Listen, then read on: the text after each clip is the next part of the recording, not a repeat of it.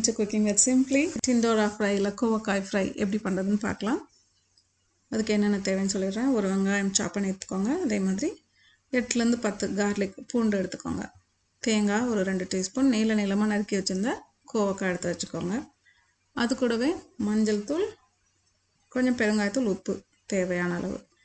தாளிக்கிறதுக்கு கடுகு உளுந்து எடுத்துக்கோங்க. மற்றபடி வறுத்து அரைக்கிறதுக்கு சீரகம், கொஞ்சம் தனியா, அதுக்கப்புறமா வெள்ளை எள்ளு, ஒரு கைப்பிடி அளவுக்கு நிலக்கடலை, இதெல்லாத்தையும் நம்ம வறுத்து பொடி பண்ண போகிறோம். ஸோ இப்போ நமக்கு என்ன எப்படி பண்ணுறதுன்னு பார்க்கலாம். அதே ஒரு பேனை நல்லா சூடு பண்ணிக்கோங்க. அது நல்லா சூடானதுக்கப்புறமா சீரகம், கொஞ்சமாக தனியா, இந்த வெள்ளை எள்ளு, இது எல்லாமே நல்லா ட்ரையாக ஃப்ரை ஆகட்டும். அந்த எள்ளு வெடிக்கும் போதே பார்க்கறதுக்கு அழகாக இருக்கும், படபடன்னு வெடிக்கும். ஸோ அது நல்லா வறுத்து வந்ததுக்கப்புறமா நம்ம அதை ஆற வச்சுட்டு பவுடர் பண்ண போகிறோம். அது கூடவே இன்னும் கொஞ்சம் ஐட்டமும் ஆட் பண்ண போகிறோம். ஸோ இதெல்லாத்தையும் நல்லா வறுத்துட்டு அதை கொஞ்சம் ஆற வச்சுட்டு அரைச்சிக்கோங்க. ஏன்னா நமக்கு பவுடர் ஃபார்மில் வேணும், பேஸ்ட் மாதிரி தேவையில்லை. ஸோ பவுடர் மாதிரி வேணுங்கிறதுனால அதை ஆற வச்சிடலாம்.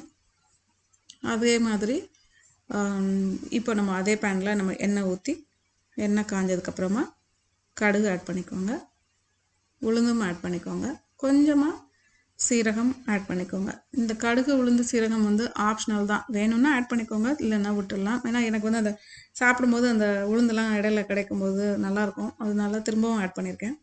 ஸோ கியூமின்ஸும் அதே மாதிரி தான். இப்போ நம்ம நிலக்கடலை எடுத்து வச்சிருந்தோம் இல்லையா, ஸோ அதையும் ஆட் பண்ணிக்கோங்க. ஸோ நம்ம அந்த நிலக்கடலை எல்லாம் நல்லா வறுத்து வந்ததுக்கப்புறமா நல்லா ஃபஸ்ட்டு அதை வறுத்துக்கோங்க. ஏன்னா அந்த நிலக்கடலை நம்ம தோலோடு தான் போட்டிருக்கோம். உங்ககிட்ட தோல் இல்லாமல் இருந்ததுன்னா கூட அதையும் ஆட் பண்ணிக்கோங்க, ஒன்றும் ப்ராப்ளம் இல்லை. ஸோ இதை நல்லாவே ஃப்ரை பண்ணிக்கோங்க. அது நிலக்கடலை ஃப்ரை ஆனால் தான் அந்த டேஸ்ட்டு அப்படியே ரீட்டைன் ஆகும், அதுவும் நல்லா முறுமுறுன்னு வேறு இருக்கும். இப்போ அது ஒன்ஸ் ரெடி ஆனதுக்கு அப்புறமா நம்ம நறுக்கி வச்சுருந்த அந்த வெங்காயம், பூண்டு, அது ரெண்டையும் ஆட் பண்ணிக்கோங்க. அதையும் நல்லாவே நம்ம வதக்கிக்கலாம். இந்த கோவக்காய் ரொம்பவே ஹெல்த்துக்கு நல்லது. டயபெட்டிக்காக இருக்கிறவங்களுக்கு ரொம்பவே ஹெல்ப்ஃபுல்லாக இருக்கும். ஏன்னா அது பிளட் சுகரோட லெவலை கண்ட்ரோல் பண்ணி வச்சுக்கும். ஸோ இப்போ கருவேப்பிலையும் ஆட் பண்ணியாச்சு. இந்த கோவக்காய் நீளமாக கட் பண்ணிக்கோங்க, தின் ஸ்லைசஸாக கட் பண்ணிக்கோங்க. ஸோ தட் அது கொஞ்சம் அந்த எட்ஜஸ் எல்லாம் கிறிஸ்பி ஆகும், குக்காகி வரும்போது நல்லா யம்மியாக இருக்கும். ஸோ இதை நல்லா நம்ம சாட்டே பண்ணிக்கலாம். இதில் நிறைய டயட்ரி ஃபைபரும் இருக்குங்கிறனால கான்ஸ்டிபேட்டடாக இருக்கிறவங்களுக்கு இந்த காய் ரொம்பவே நல்லது. அதே மாதிரி எனக்கு தெரிஞ்சு நான் இந்த காய் இங்கே வந்ததுக்கப்புறம் தான் நான் நிறையவே யூஸ் பண்ண ஆரம்பிச்சிருக்கேன். முன்னாடிலாம் தெரியாது, இது இவ்வளோ பெனிஃபிட்ஸ் இருக்குங்கிறதெல்லாம் தெரியாது. நம்ம பின்னாடி தோட்டத்தில் வீட்டிலலாம் இருக்கும்போது கிளிலாம் சாப்பிடும். ஸோ அது ஒரு கிளியோட காய் தான் போல இருக்குது, கிளிக்குள்ளே ஃபுட்டுன்னு நினச்சிட்டு அப்படிலாம் நாங்கள் விளையாண்டுருக்கோம். ஸோ இப்போ தேங்காய், கொஞ்சம் மிளகா வத்தல், நம்ம அரைச்சி வறுத்து வச்சுருந்தோம் இல்லையா, அது எல்லாத்தையுமே சேர்த்து இப்போ நம்ம அரைச்சி வைக்க போகிறோம். இது கூடவே நான் பொட்டுக்கல்லையும் ஆட் பண்ணியிருக்கேன். அது ஆப்ஷனல் தான், வேணும்னா ஆட் பண்ணிக்கோங்க, இல்லைன்னா விட்டுடலாம். ஸோ இது எல்லாத்தையுமே நம்ம ஜஸ்ட் ஒரு பல்ஸ் பண்ணிவிட்டு எடுத்துக்கோங்க.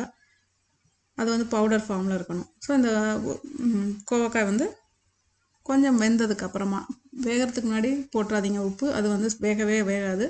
ஸோ அதனால் கொஞ்சம் வேக்காடாவது வந்ததுக்கப்புறமா நம்ம உப்பு ஆட் பண்ணிக்கோங்க.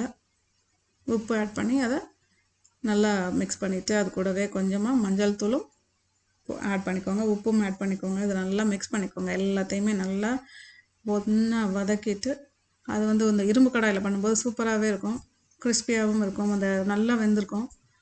இப்போது நம்மளோட அரைச்சி வச்சுருந்தோம் இல்லையா பொடி, தேங்காய், மிளகா வத்தல், கொஞ்சம் பொட்டுக்கடலை, வறுத்து வச்சுருந்தோம் இல்லையா அந்த தனியா, சீரகம், அதுக்கப்புறமா எள்ளு, அவ்வளோத்தையும் அரைச்சிட்டு அதில் போட்டுற வேண்டியதான்.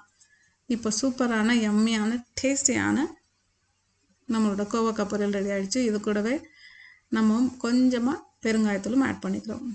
இந்த கோவக்காய் ஃப்ரை நீங்களும் செஞ்சு பாருங்கள், உங்களுக்கும் கண்டிப்பாக பிடிக்கும்.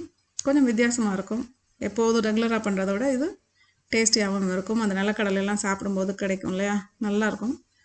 ஸோ குக்கிங் வித் சிம்பிளியை மறக்காமல் சப்ஸ்கிரைப் பண்ணிவிடுங்க. See you, bye-bye.